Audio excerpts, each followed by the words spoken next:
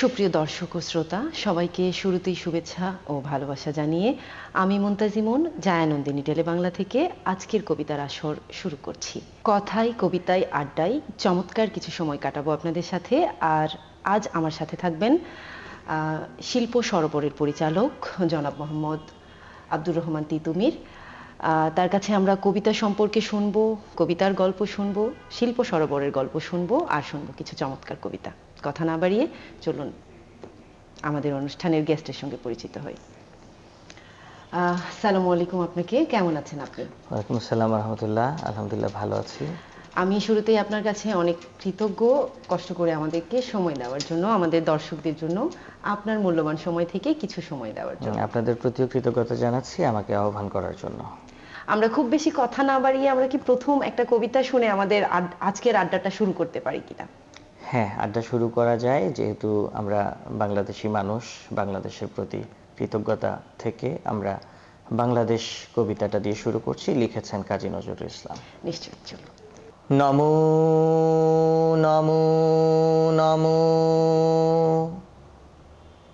নমো নমো নমো বাংলাদেশ মম, চিরমনোরম চিরমধুর। বুকে নিরবধি বহে শত নদী, চরণে জলধীর বাজে নূপুর। শিওরে গিরিরাজ হেমালয় প্রহরী, আশিস মেঘবাড়ি সদা তার পরে ছড়ি। যেন উমার চেয়ে এ আদরিনী মেয়ে, ওড়ে আকাশ ছেয়ে মেঘ চিকুর। গ্রীষ্মে নাচে বামা কাল বৈশাখী ঝড়ে, সহসা বরসাতে কাঁদিয়া ভেঙে পড়ে। শরতে হেসে চলে শেফালিকা তলে, গাহিয়া আগমনী গীতিবিধুর। হরিত অঞ্চল হেমন্তে দুলায়ে, ফেরে সে মাঠে মাঠে শিশির ভেজা পায়ে। শীতের অলস বেলা পাতা ঝরার খেলা, ফাগুনে পরে সাজ ফুলবধূর। এই দেশের মাটি জল ও ফুলে ফলে, যে রস যে সুধা নাহি ভূমণ্ডলে। এই মায়ের বুকে হেসে খেলে সুখে, ঘুমাবো এই বুকে স্বপ্নাতুর। নমো নমো নমো বাংলাদেশ মম, চিরমনোরম চিরমধুর। চিরমনোরম চিরমধুর। ধন্যবাদ। এবার আমরা একটু আপনার কথা জানতে চাই। কবিতার সাথে এই প্রেম, কবিতার সাথে এই ভাব ঠিক কবে থেকে শুরু হলো? ছোটবেলা থেকেই নাকি আরো পরে? আসলে যদি বলি ছোটবেলা থেকে, এটা একটু দুর্ভাগ্য আমার যে আসলে কবিতা সুন্দর করে পড়তে হয়, শুদ্ধ উচ্চারণে কথা বলতে হয়, এই বিষয়গুলো আমি জানতাম না। যখন বিশ্ববিদ্যালয়ে পড়াকে কেন্দ্র করে ঢাকায় এসেছি, তখন আমার একজন বন্ধু, তিনি ছড়াকার ছিলেন, কবি শাহাদাত শাহেদ, তার মাধ্যমে আমি জানতে পেরেছি যে শুদ্ধ উচ্চারণে কথা বলতে হয়, এটা শেখা যায়। তখন থেকে আমি টার্গেট নিয়েছি, আমি প্রতিজ্ঞা করেছি আমি শিখব। কিন্তু সে আমাকে বলছে তুই পারবি না, আমার বন্ধু ছিলেন, তুই পারবি না। এটা বলার পরে আমার রাগটা আরও বেড়ে যায়। তখন কিন্তু আমি টার্গেট নিয়েছি এবং যেদিন থেকে কবিতার হাত ধরেছি এখনো পর্যন্ত ছাড়িনি। এই বয়সটা আমার মোটামুটি প্রায় 14 বছর হয়েছে কবিতা চর্চার সাথে। কবিতা চর্চার সাথে আমি লেগে আছি 14 বছর। কবিতা চর্চার জন্য আসলে আমি আগ্রহী হলেও শেষ পর্যন্ত আমি আবার সাংগঠনিক কাজগুলো বেশি করেছি। কর্মী হিসেবে আমি অনেক বেশি কাজ করেছি, মঞ্চ তৈরি করেছি। তারপরে হচ্ছে সবাই কিভাবে মঞ্চে উঠবে সেই জায়গাটায় কাজ করেছি, কিভাবে হেল্প করলে মানুষ সামনে যাবে সেই জায়গাটায় কাজ করেছি। আবার দেখা গেছে তারপরে আবার আমি প্রশিক্ষণের জায়গাটায় চলে গেছি, যে কে কিভাবে শিখবে, মানুষকে শেখানোর পেছনে সময় দিয়েছি। কিন্তু শুধু কবিতা পড়ার জন্য যে সময়টা, আমার নিজেকে তৈরি করার জন্য যে সময়টা, সেই সময়টা আসলে আমার প্রতি আমি একটু জুলুম করেছি, আমি দিতে পারি নাই। অন্যদেরকে শুদ্ধ উচ্চারণ শেখানো, বিভিন্ন জায়গায় ক্লাস নেওয়া, এটা করেছি এবং বেশিরভাগ ফ্রি করেছি। তো এটা আমার একটা শান্তির জায়গা যে আমার অনেক শিক্ষার্থী আমার কাছে পড়েছে, তারা এখন দেশের বিভিন্ন গণমাধ্যমে সুনামের সহিত কাজ করছে, এটা ভালো লাগার বিষয়। আর গ্যাপ যেটা থেকে গেল আবৃত্তির, সেটা তো থেকেই গেল, সেটা ভবিষ্যতে রিকভার করার চেষ্টা করব। নিশ্চয়ই, আমরা আশা করি আপনি আপনার কবিতার ক্ষুধা খুব তাড়াতাড়ি রিকভার করতে পারবেন। আর এই সুযোগে আমরা আরেকটা কবিতা শুনতে চাই আমাদের দর্শকদের জন্য, আমাদের জন্য। ঠিক আছে, যেহেতু ফেব্রুয়ারি মাস গেল, আমরা রমজানের কারণে হয়তো এবার খুব ঘটা করে মঞ্চ প্রোগ্রাম করতে পারিনি, ছোটোখাটো কিছু প্রোগ্রাম আমাদের অনলাইন অফলাইন মিলে হয়েছে।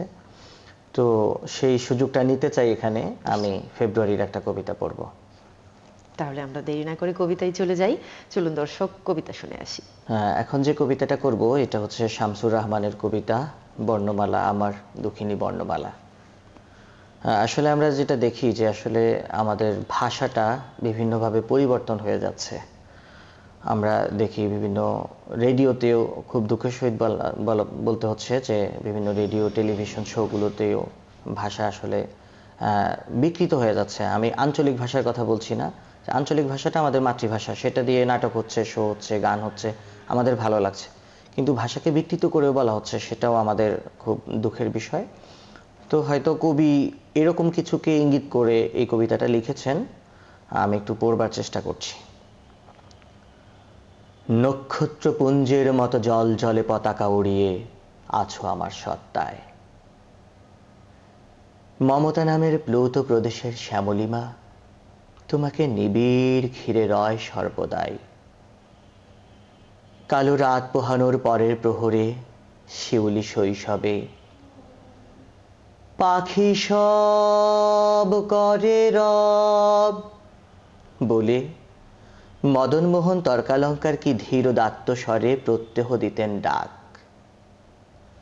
তুমি আর আমি অবিচ্ছিন্ন, পরস্পর মমতায় লীন। ঘুরেছি কাননে তাঁর নেচে নেচে, যেখানে কুসুমকলি সবে ফোটে জোটে অলি ঋতুর সংকেতে। আজন্ম আমার সাথী তুমি, আমাকে স্বপ্নের সেতু দিয়েছিলে গড়ে পলে পলে। তাই তো ত্রিলোক আজ সুনন্দ জাহাজ হয়ে ভেড়ে আমারই বন্দরে। গলিত কাঁচের মতো জলে ফাতনা দেখে দেখে রঙিন মাছের আশায় চিকন ছিপ ধরে গেছে বেলা। মনে পড়ে কাঁচি দিয়ে নকশা কাটা কাগজ এবং বোতলের ছিপি ফেলে সেই কবে আমি হাসি খুশির খেয়া বেয়ে পৌঁছে গেছি রত্নদ্বীপে কম্পাস বিহনে। তুমি আসো আমার ঘুমের বাগানেও, সে কোন বিশাল গাছের কোটর থেকে লাফাতে লাফাতে নেমে আসো, আসো কাঠ বিড়ালির রূপে।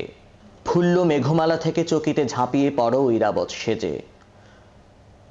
সুদূর পাঠশালার 51টি শতত সবুজ বুকের মতোই দুলে দুলে ওঠো তুমি বারংবার। কিংবা টুকটুকে লঙ্কা ঠোঁট টিয়ে হয়ে কেমন তুলিয়ে দাও স্বপ্নময়তায় চৈতন্যের দ্বার।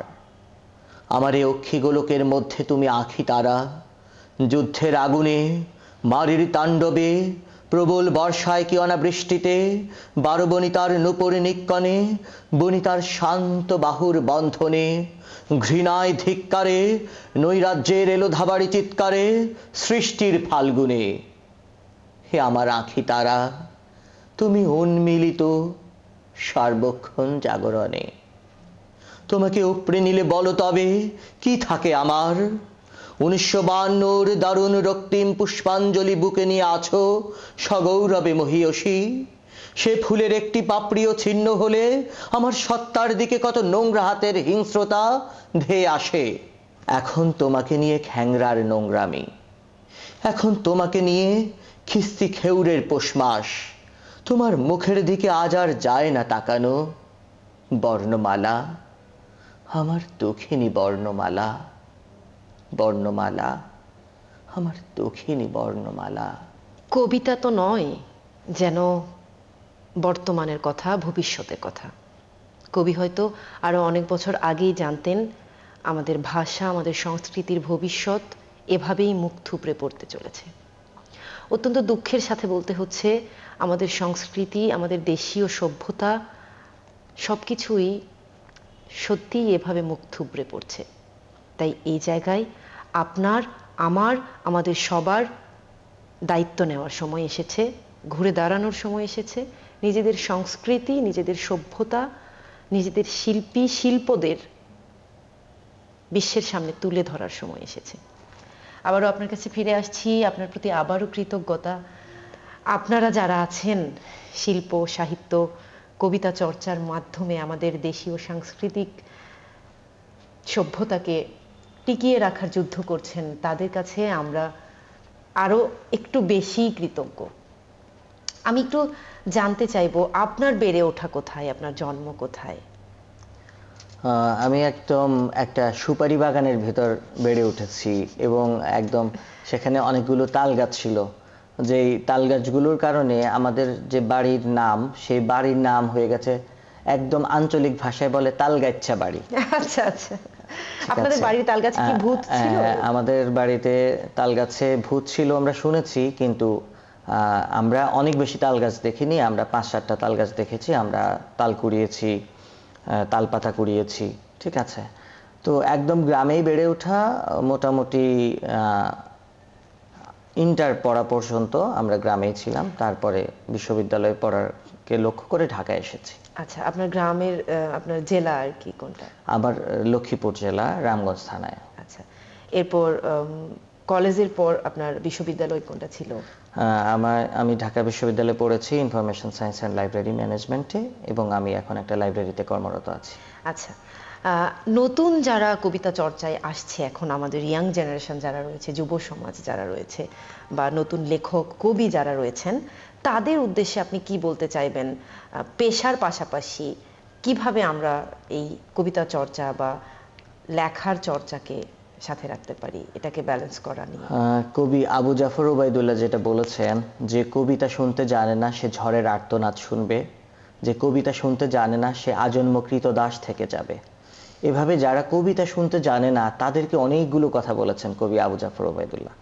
তো আমার মনে হচ্ছে কবিতা হচ্ছে মানুষকে জীবিত রাখার অন্যতম একটা মাধ্যম, বা একটা দেশকে, একটা সংস্কৃতিকে, একটা জাতিকে কবিতার মাধ্যমে আমরা যেভাবে উজ্জীবিত করতে পারি, সেটা আসলে অন্য কোনোভাবে পারি না। আমরা যদি আমাদের জুলাই বিপ্লবকে দেখি, 2 লাইনের 1 লাইনের কবিতাগুলো আমাদেরকে কত দূর, কত উপরে পৌঁছে দিয়েছে, সেটা আমরা আসলে কল্পনাও করতে পারছি না। যেমন বুকের ভিতর দারুণ ঝড়, বুক পেতেছি গুলিকর, এই যে ছোট ছোট কথাগুলো, এগুলো কিন্তু কবিতা। 2 লাইন, 1 লাইনের কবিতা, 3 শব্দের কবিতা, 2 শব্দের কবিতা, এরকম কিন্তু অনেক কিছু দেখেছি। যেমন কবি আরিফ হোসেন সবুজের একটা লাইন ছিল এরকম, ষড়যন্ত্র হয়নি শেষ, সজাগ থেকো বাংলাদেশ। তো এই যে আমরা বাংলাদেশকে বাঁচানোর জন্য 2টা লাইনের মাধ্যমে আমাদেরকে সজাগ করে দিচ্ছে। আমরা সীমান্তে প্রহরা দিচ্ছি বা সব জায়গায় সজাগ হয়ে যাচ্ছি। এই যে কবিরা একটা জাতিকে গঠন করে, সেক্ষেত্রে হচ্ছে নতুন কবিদের প্রতি আমাদের কথা থাকবে, তারা যেন চাটুকার না হয়, তারা যাতে সত্যটা তুলে ধরে, তাদের কলমটা যাতে কাউকে ভয় না পায়, তাদের কলমটা 1 লাইন লিখে যাতে আবার 2 লাইন মুছতে না হয়, তারা যাতে লিখে যায়, সত্যের পক্ষে লিখে যায়। আর যারা আবৃত্তি করবে, কবিতাকে ধারণ করে তাদের কণ্ঠের মাধ্যমে অন্যদের মাঝে তার চিত্রকল্প তুলে ধরবে, সেই তরুণ আবৃত্তি শিল্পীদের প্রতি আমার কথা থাকবে যে এটা এমন একটা মাধ্যম, যদি এটা ঠিকভাবে ধরতে পারেন তাহলে আপনি দেশ জাতির কল্যাণে অনেক কিছু করে যেতে পারবেন। আপনি দেশকে, মানুষকে, জাতিকে অনেক কিছু দিতে পারবেন। চমৎকার কিছু বিষয় আমরা জানলাম আপনার কাছে। তাহলে এই পর্যায়ে উজ্জীবনা ধরে আনার জন্য এমন একটা কবিতা কি আমরা শুনতে পারি যেটা আমাদের মধ্যে নতুন প্রাণ শক্তি ফিরিয়ে দিতে পারে? হ্যাঁ, ঠিক আছে, যেহেতু উদ্দীপনার কথা বলছেন, বিপ্লবের কথা বলছেন, সেক্ষেত্রে আমরা আমাদের ফরহাদ মজহার, বিখ্যাত একজন কবি, তার একটা কবিতা আছে, আমাকে তুমি দাঁড় করিয়ে দিয়েছো বিপ্লবের সামনে। তো সেই কবিতাটা একটু করার চেষ্টা করছি। আমাকে তুমি দাঁড় করিয়ে দিয়েছো ইতিহাসের সামনে, আমার কাঁধে দিয়েছে স্টেন গান, কোমর বন্দে কার্তুজ, আঙুল ভর্তি ট্রিগার, বারুদে বিস্ফোরণে উৎকণ্ঠ আমার শ্রুতি, আমার দৃষ্টিতে ভবিষ্যৎ। আমি সেই ভবিষ্যতের দিকে নিশানা তাক করে উঠে দাঁড়িয়েছি। আমার গন্তব্য ফুটে উঠেছে প্রতিটি রাস্তায়, প্রতিটি রাজপথে, প্রতিটি আইল্যান্ডে। মোড়ে মোড়ে টকবক করে উঠছে লাল ঝান্ডা, তারা আমাকে ট্রাফিক নির্দেশ দিচ্ছে। আমাকে তুমি দাঁড় করিয়ে দিয়েছো পরিবর্তনের সামনে, এখন আমার আর ফেরার উপায় নেই।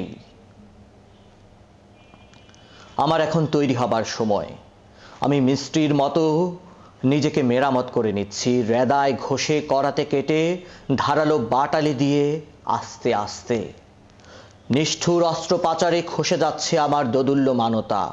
আমার নড়বড়ে পিছু টানগুলোকে পেরেক মেরে গেঁথে এসেছি পেছনে পরিত্যক্ত করিডোরে। আমার এখন তৈরি হবার সময়।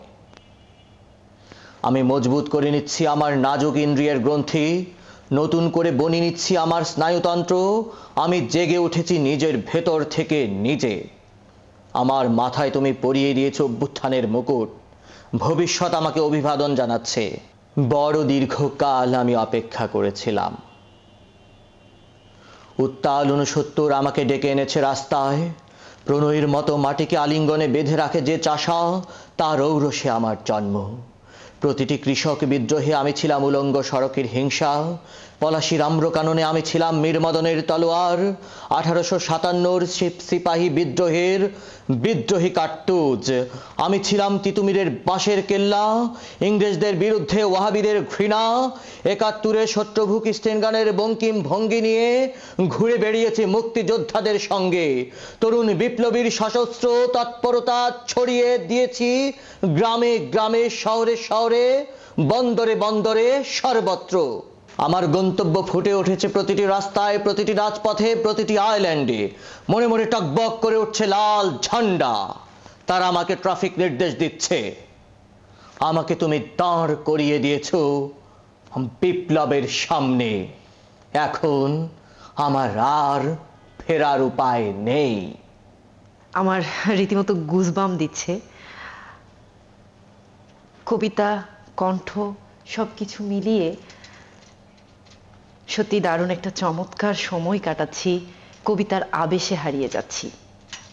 খুব বেশি কথা বাড়াবো না, ছোট করে একটু জানতে চাইবো, আপনার কাছে যদি কেউ শিখতে চায় বা কবিতা চর্চার জন্য আপনার শরণাপন্ন হতে চায়, সেক্ষেত্রে আপনাকে আমরা কিভাবে পাবো বা আমাদের দর্শকরা কিভাবে পাবে, সে বিষয়ে যদি আমার যে সংগঠন আছে শিল্প সরোবর, সেই সংগঠনে যুক্ত হবার রাস্তা সবার জন্য খোলা। যারা শিখতে চায় আমরা সবাইকে শেখাই। সেখানে আসলে খুব বেশি টাকা পয়সা লাগে না, শুধু আগ্রহটা থাকলে নিয়মিত উপস্থিত হলে তারা শিখতে পারে। আর পাশাপাশি হচ্ছে যখন আমরা সংগঠন থেকে কর্মশালা ছাড়ি, সেই কর্মশালায় যুক্ত হতে পারে। আর আমার নাম্বার থেকে, ফেসবুক থেকে আমাকে খুঁজে বের করে কেউ যদি চেষ্টা করে আমাকে পেয়ে যাবে।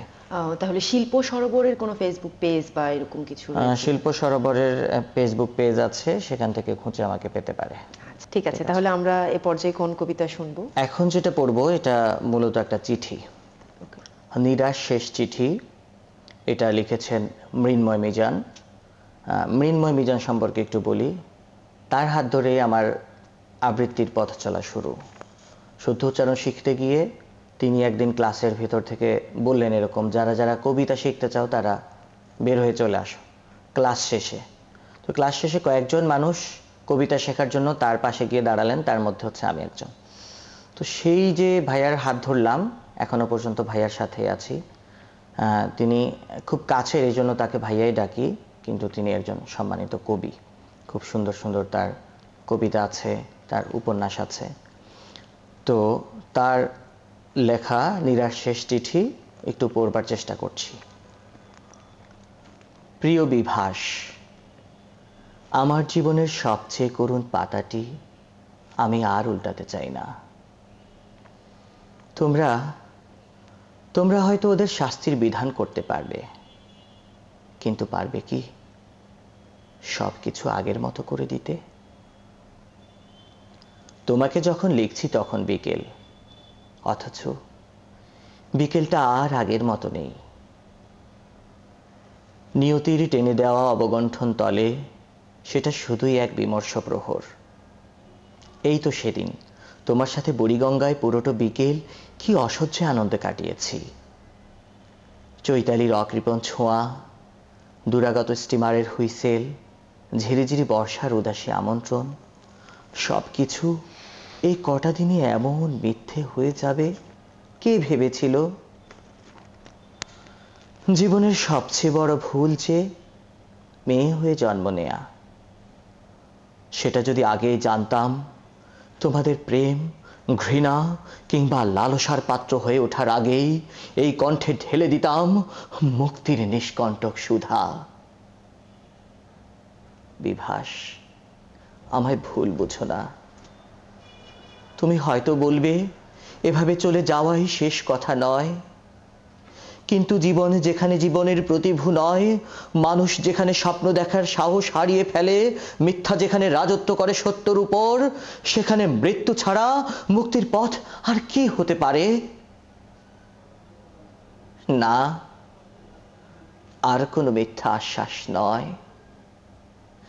আমি আমার অস্তিত্বের অবিনশ্বরতা চাই না। আমি চাই না আমাকে নিয়ে প্রশংসা স্তুতি বাক্যে পুরো দেশ উতলা হোক। চাই না মিছিলে মিছিলে প্রকম্পিত হোক রাজপথ।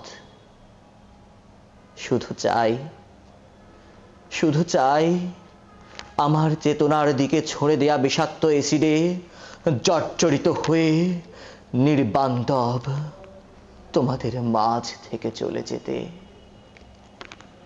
ইতি তোমার নীরা। আসলে আমি প্রত্যেকটা কবিতার পরেই ভাষা হারিয়ে ফেলছি, আমি কি বলবো আমি বুঝতে পারছি না। আমি অবশ্যই বলতে চাইবো যে মৃন্ময় মিজান ভাই, ওনার সাথে আমারও পরিচয় আছে। সৌভাগ্যক্রমে আমার ওনার সাথে সাক্ষাতের সুযোগ হয়েছে খুবই এক দুবার। আজকে নীরার শেষ চিঠি আপনার কাছে শোনার পরে আমি ওনার সম্পর্কে নতুন একটা ধারণা করতে শুরু করছি। এ পর্যায়ে আমি আপনার কাছে একটু জানতে চাইবো, আপনার কবিতা পড়া শুরু কোন কবির কবিতা দিয়ে, বা আপনার পছন্দের লেখক কবি কে? পছন্দের কবি তো আসলে অনেকে আছেন, যেমন আমাদের জাতীয় কবি কাজী নজরুল ইসলাম। তাকে যে কিভাবে পছন্দ করি এটা আসলে বলে শেষ করা যাবে না। এবং আমি ভয়ে ওনার অনেক কবিতা মানে আবৃত্তি করার চেষ্টাও করি না। ওনার কবিতাগুলোতে এত বেশি কাজ, যে কাজগুলো খুব কঠিন, বা এটা মানুষের সামনে তুলে ধরতে যেই সাহস দরকার, সেই সাহসটাও মাঝে মাঝে আমি হারিয়ে ফেলি। তো নিশ্চয়ই উনি পছন্দের, পাশাপাশি আল মাহমুদ আমার খুব পছন্দের কবি। আর যদি বলেন যে কার কবিতা দিয়ে কবিতা পড়া শুরু করেছি, তাহলে আমার মনে পড়ে যে আবৃত্তি করার জন্য নিয়তে যে কবিতাটা শুরু করেছি প্রথম, সেটা হচ্ছে রুদ্র মোহাম্মদ শহীদুল্লাহর একটা কবিতা দিয়ে শুরু করেছি আবৃত্তি করার জন্য। কবিতাটা ছিল কথা ছিল সুবিনয়। এই কবিতাটা জেনে আমার খুব ভালো লাগছে, কারণ রুদ্র মোহাম্মদ শহীদুল্লাহ ব্যক্তিগতভাবে আমারও খুব পছন্দের একজন লেখক। দর্শক ও শ্রোতা যারা এতক্ষণ আমাদের সাথে ছিলেন, আপনাদের প্রতি আবারও কৃতজ্ঞতা জানাই। এতক্ষণ আপনাদের সাথে ছিলাম আমি মুনতাজিমুন, জায়ানন্দিনী টেলিবাংলা থেকে।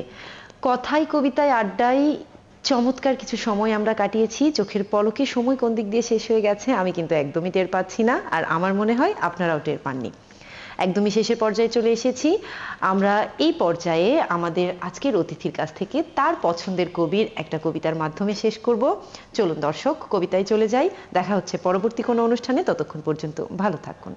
এবারে পড়বার চেষ্টা করছি রুদ্র মোহাম্মদ শহীদুল্লাহর কবিতা কথা ছিল সুবিনয়।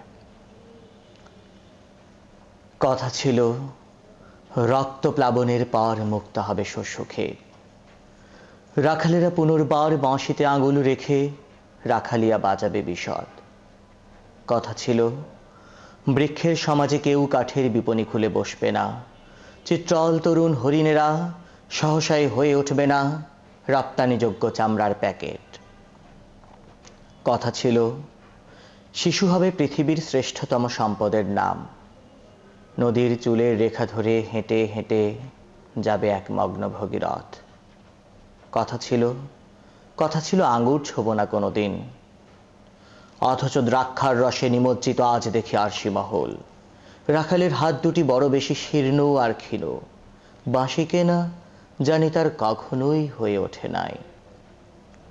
কথা ছিল চিল ডাকা নদীর কিনারে একদিন ফিরে যাব, একদিন বটবৃক্ষের ছায়ার নিচেই জড়ো হবে সহজিয়া বাউলেরা, তাদের মায়াবী আঙুলের টোকা ঢেউ তুলবে একতারায়। একদিন সুবিনয় এসে জড়িয়ে ধরে বলবে উদ্ধার পেয়েছি। কথা ছিল ভাষার কসম খেয়ে আমরা দাঁড়াবো ঘিরে, আমাদের মাতৃভূমি জল অরণ্য জমিন, আমাদের পাহাড় ও সমুদ্রের আদিগন্ত উপকূল। আজন্ময় জলাভূমি খুঁজে পাবে প্রকৃত সীমানা তার।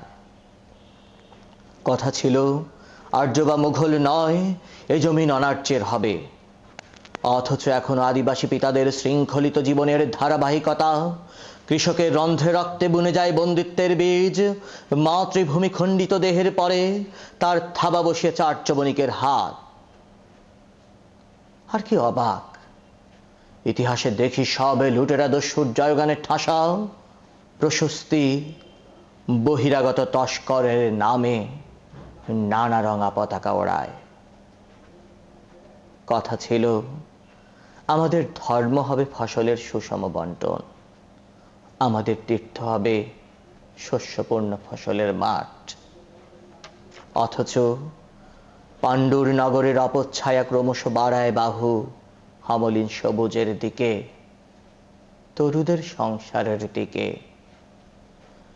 জলোচ্ছ্বাসে ভেসে যায় আমাদের ধর্ম আর তীর্থভূমি, আমাদের বেঁচে থাকা ক্লান্তিকর, আমাদের দৈনন্দিন দিন ক্লান্তিকর, আমাদের দৈনন্দিন দিন।